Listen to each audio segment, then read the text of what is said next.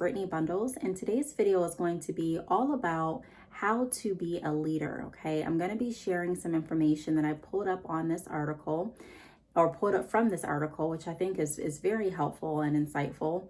I have been a mentor. I've been mentoring for about 2 to 3 years at this point. I also have a mentor myself. And there's a lot of people that are looking into getting into mentoring, coaching, or just leadership positions in general. And so I thought this would be a great video to go over and share some of the highlights that this article went over. So I am going to be reading from a website by the name of womeninsaleseverywhere.com. The title of the article is Be a Thermostat, Not a Thermometer, and it's by Beth Prunier. So if you're interested in reading this article yourself, be sure to do so. The link is down below. I'll put it down below in the description or down below in the comments. So check both.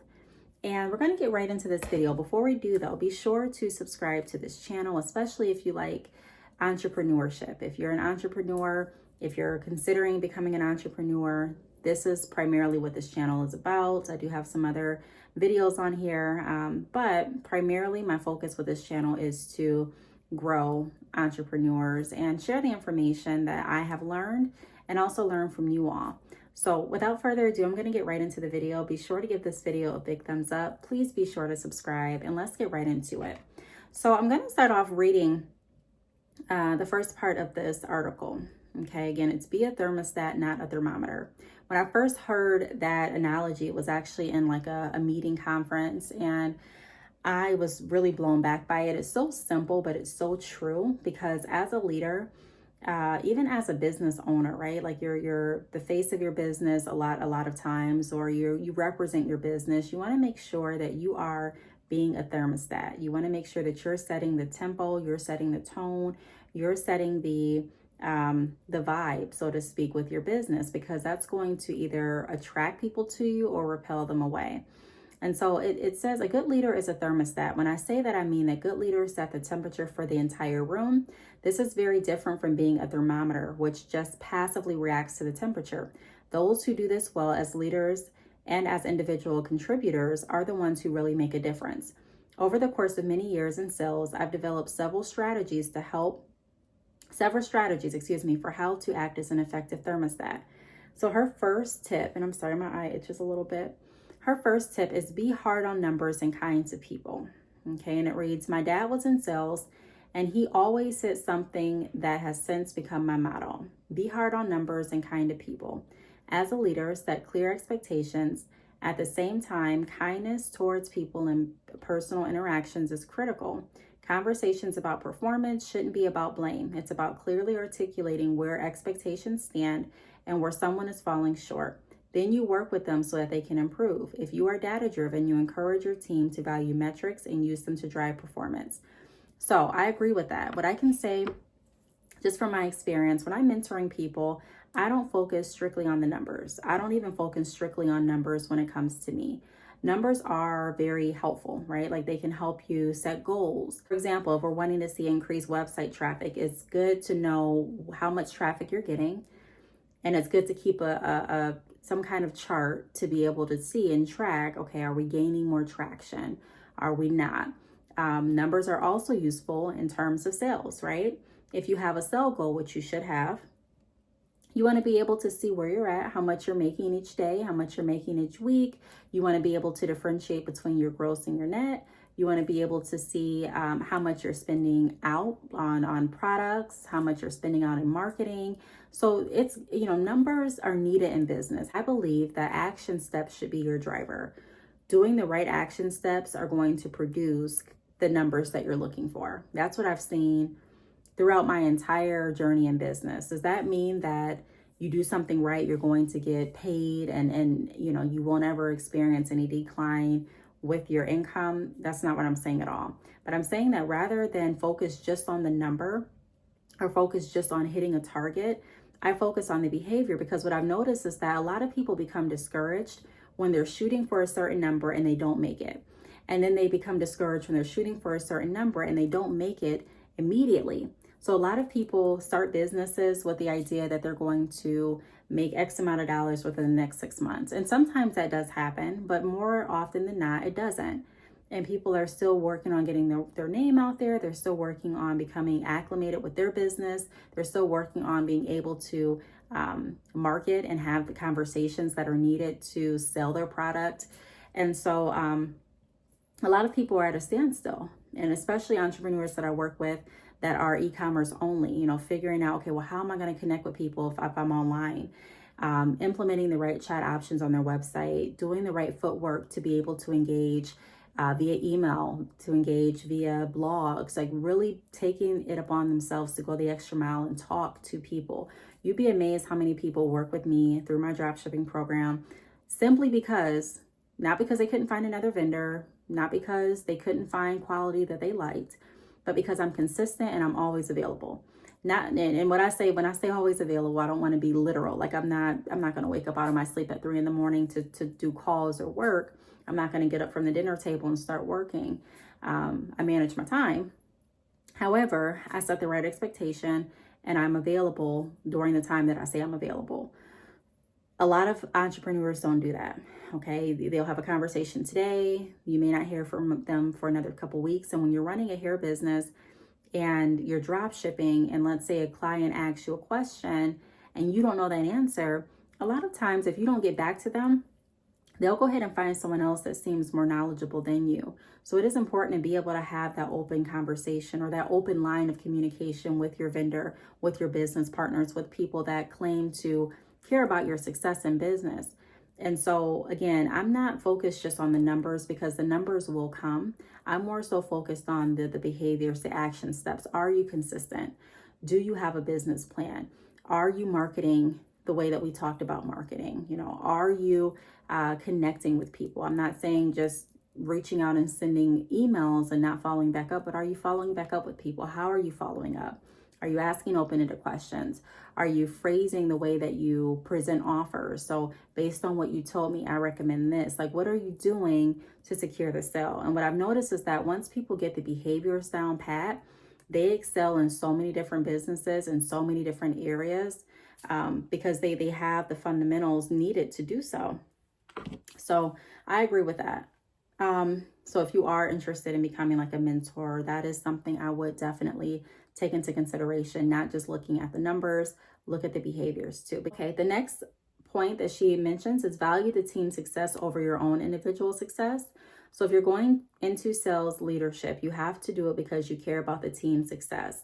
The wins will be different as a leader and a manager than they were as a top individual contributor. And you must be able to thrive knowing that the team's winning.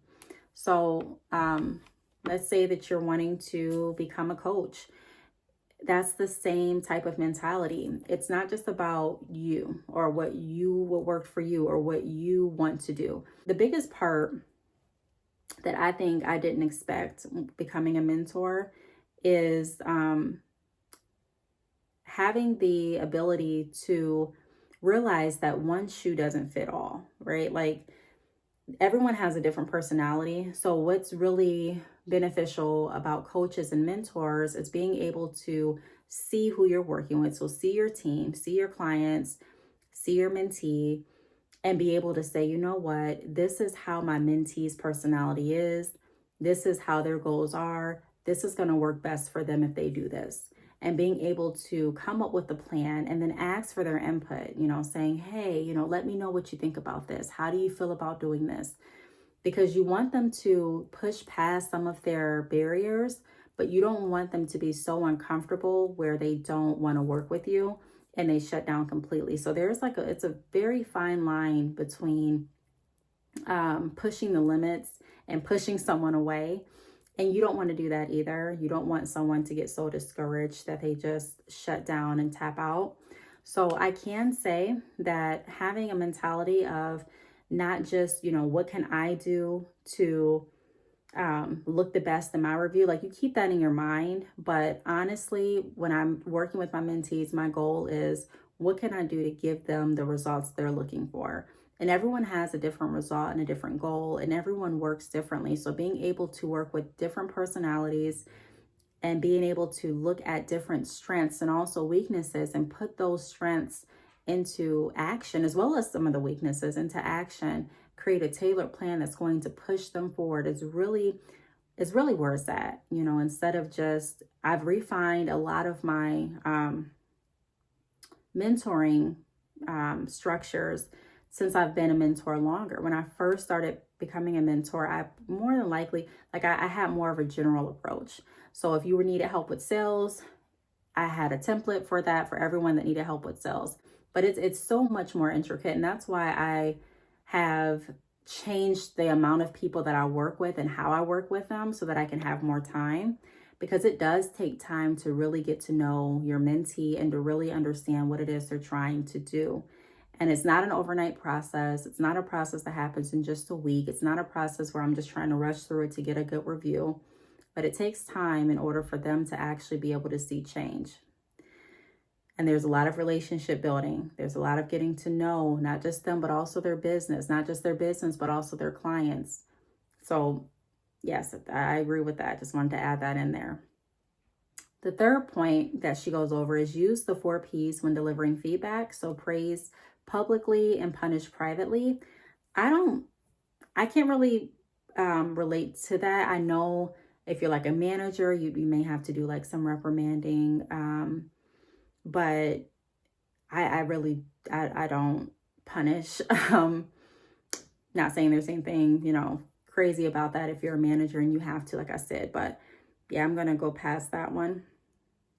The 4th tip is incorporate feedback about your management into your own work. So salespeople don't want anyone to think we're stupid or a jerk. I certainly don't. I read all exit interviews, and I'll never forget one occasion when I received scathing commentary from someone that I hired. 20 years later, I still remember her name. Reading that review was terrible.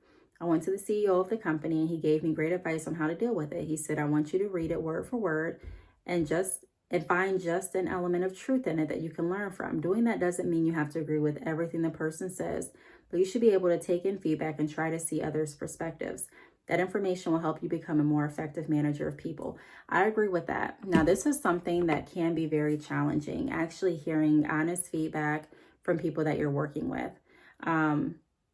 I used to consider myself someone with some rather thick skin.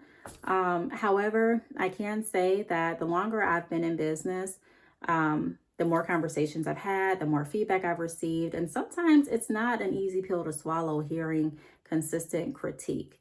Even, you know, you hear a critique and then you pull up your YouTube and you may see a lot of critique under there. And then you may see critique under this website.